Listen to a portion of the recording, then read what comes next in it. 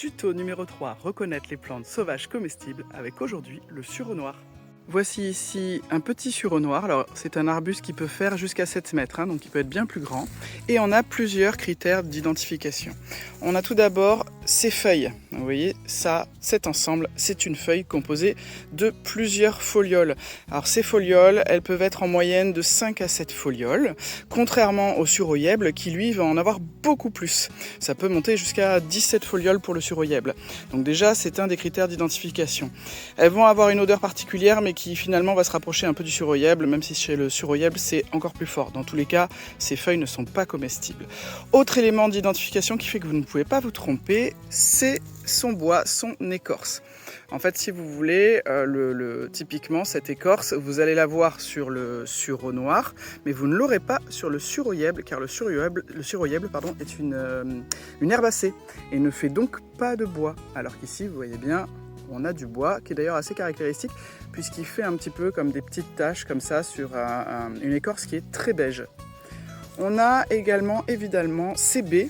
Alors là vous voyez, celle-là elle n'est pas complètement mûre encore puisqu'il y a des baies qui sont vertes, donc des baies pendantes comme ça.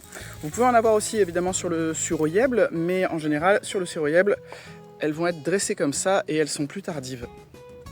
Donc vraiment composées d'énormément de petites baies qui sont carrément noir à maturité.